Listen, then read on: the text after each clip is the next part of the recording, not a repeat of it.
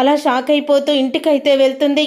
వెళ్ళిన తర్వాత అప్పుడే ఇక స్వప్న అయితే అపర్ణతో అంటూ ఉంటుంది, డాక్టర్ ఏమన్నారు అంటే అంతా బాగానే ఉంది కదా అని చెప్తూ ఉంటే, అంతా బాగానే ఉంది స్వప్న, కానీ నేను వేసుకున్న మెడిసిన్ ఎవరో మార్చేశారట అని అనగానే, ఏంటంటే మీరు చెప్పేది, మీరు వేసుకున్న మెడిసిన్ ఎవరు మార్చుంటారు, ఏమీ అర్థం కావడం లేదే అని అనగానే, అవును స్వప్న, నేను వేసుకునే మెడిసిన్ ఎవరో మార్చారట.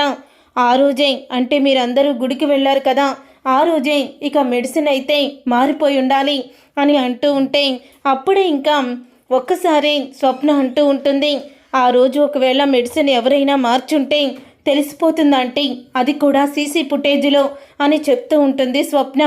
అవును స్వప్న, నువ్వు ఇచ్చిన ఐడియా కూడా బాగానే ఉంది. ఇక్కడ ఉన్న సీసీ కెమెరాలు అన్నీ ఉన్నాయి, ఎవరి గది బయట ఆ సీసీ ఫుటేజ్లు ఉన్నాయి అని అంటూ ఉంటే, అప్పుడు ఇక స్వప్న సీసీ ఫుటేజ్ దగ్గరికి వెళ్తుంది. మొత్తం కూడా చెక్ చేసి తన ఫోన్లోకి ఎక్కించుకుంటుంది.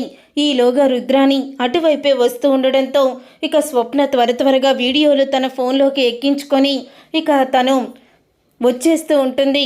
ఏంటి, ఏం చేస్తున్నావు నువ్వు అని రుద్రాని అడుగుతూ ఉంటే, ఏం లేదు, అలా వాకింగ్ చేస్తున్నాను, అటు ఇటు తిరుగుతున్నాను, ఇప్పుడు మీకెందుకో బాధ అని స్వప్న అడుగుతూ ఉంటుంది. ఇక స్వప్న అలా అడిగేసరికి అప్పుడే ఇక రుద్రాని అయితే, ఏంటి స్వప్న ఎందుకో టెన్షన్ పడుతుందేంటి, ఎందుకో అయి ఉంటుందిలే అని రుద్రాని కూడా వదిలేస్తుంది. అప్పుడే స్వప్న అయితే వెళ్తుంది అపర్ణ దగ్గరికి. ఇదిగోండి అంటే నా ఫోన్లో మొత్తం వీడియోలు నేను రికార్డ్ చేసేసాను చూడండి అని అంటూ ఉంటుంది స్వప్న. అప్పుడే ఇక అపర్ణ అయితే ఫోన్లో మొత్తం వీడియోలు చెక్ చేస్తూ ఉంటుంది. ఆ వీడియోలన్నీ చెక్ చేస్తూ ఉంటే ఏమీ కూడా క్లూ దొరకదు. అలా క్లూ దొరకకపోయేసరికి ఈ ఫోన్లో ఏమీ క్లూ దొరకడం లేదు స్వప్న అని అంటూ ఉంటే, అదేంటంటే అసలు ఎవరు మార్చుంటారో అని చాలా టెన్షన్ పడుతూ ఉంటుంది స్వప్న. అయితే మళ్ళీ ఇంకోసారి చూడండి అంటే ఏదైనా క్లూ దొరుకుతుందేమో అని అడగంగానే, మళ్ళీ మీ గది దగ్గర ఉన్న సీసీ ఫుటేజ్ వీడియోనే చూడండి క్లుప్తంగా అని చెప్తూ ఉంటుంది స్వప్న.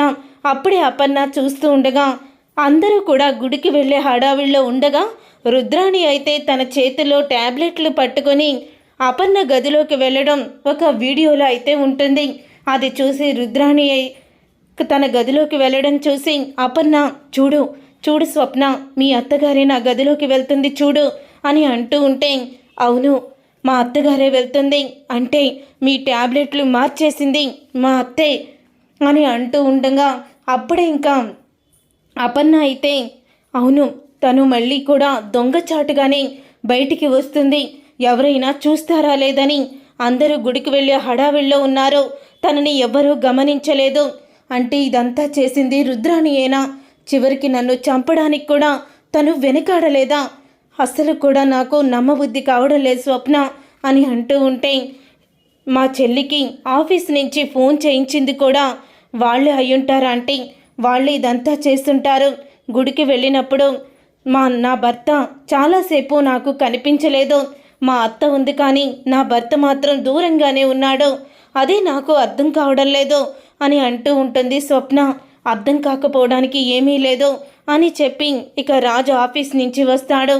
ఆఫీస్ నుంచి రాగానే, ఈ ఫోన్లో ఒక వీడియో ఉంది చూడు రాజ్, నేను డాక్టర్ దగ్గరికి వెళ్ళినప్పుడు డాక్టర్ ట్యాబ్లెట్లు మారిపోయినాయి, అందుకే మీరు ప్రాణాపాయ స్థితిలోకి వెళ్ళిపోయారని చెప్పారు అని అనగానే, మన ఇంట్లో ట్యాబ్లెట్లు ఎవరు మార్చుంటారో అని అంటూ ఉంటుంది ఇందిరాదేవి. అయితే అప్పుడే ఇక రుద్రాని షాక్ అయిపోతూ, వామ్మో ఇదేంటి, అయినా డాక్టరు ట్యాబ్లెట్లు మారిపోయినాయి అన్నాడు తప్ప అది ఎవరు మార్చారో ఎవరికీ తెలియదు కాబట్టి నేను ఆ కావ్య మీదకే నెట్టేస్తాను, ఇంకెవరు అయ్యుంటారో వదినా, కావ్య అయ్యుంటుంది, కావ్య కావాలని ఇదంతా చేసి ఆఫీస్ నుంచి ఫోన్ వచ్చింది, అదొచ్చింది ఇదొచ్చిందని అబద్ధం చెప్పింది నీకు, ఆ ట్యాబ్లెట్లు వేసుకోమని నీ చేతిలో పెట్టి వెళ్ళిపోయింది అంటే నువ్వు పోతే ఈ ఇంటి పెత్తనం పెద్ద కోడలుగా తనకే వస్తుందని తను ఇలా చేస్తుంటుంది అని అనగానే, అప్పుడే ఇక రుద్రాణిని అపర్ణ చెంప పగలగొడుతుంది.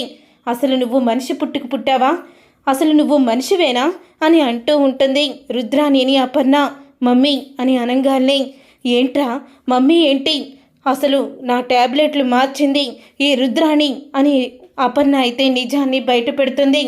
ఏంటొదినా, నా మీద నిందలు వేస్తున్నావేంటి? నేనొక లోకుగా దొరికాను నీకు అని అంటూ ఉంటుంది రుద్రాణి. లోకుగా దొరకడం ఏంటి? నువ్వే ట్యాబ్లెట్లు మార్చింది, దానికి రుజువు చూపించమంటావా అని అంటూ వీడియోని చూపిస్తుంది. ఆ వీడియోలో రుద్రాణి ట్యాబ్లెట్లు మార్చి అపర్ణ గదిలో నుంచి దొంగగా బయటికి రావడం అంతా కూడా వీడియోలో చూస్తారు. ఇక ఆ వీడియో చూసి ఒక్కసారి రాజ్ అయితే షాక్ అయిపోతూ ఉంటాడు. నువ్వు మా అమ్మని చంపడానికి చూసావా? చంపడానికి చూసి మళ్ళీ ఆ రోజు నా భార్యని నోటికొచ్చినట్లు మాట్లాడావా అని అంటూ రాజ్ అయితే కోపంతో రగిలిపోతూ ఉంటాడు. అప్పుడే రుద్రాణి అయితే, అది కాదు రాజ్, నేను చెప్పేది విను అని అంటూ ఉంటే, ఇక ఆపు, అసలు నిన్ను ఇంట్లోకి పెట్టినందుకు మా తాతయ్యని నానమ్మని అనాలి, నీలాంటి రాక్షసిని మా ఇంట్లో ఉండనివ్వకూడదు, బయటికి పో నువ్వు అని అంటూ ఉంటాడు రాజ్ అయితే.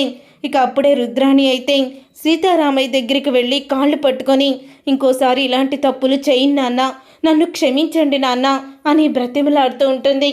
నీలాంటి దాన్ని నేను కూతురని చెప్పుకోవడమే నాకు సిగ్గుగా ఉంది, పో ఇక్కడి నుంచి అని సీతారామయ్య కూడా అంటాడు. చూసారుగా ఫ్రెండ్స్, రాబోయే కథలో ఖచ్చితంగా ఇలాగే జరగబోతుంది. మరి ఇలాగే జరగాలని మీరైతే కోరుకుంటున్నారా?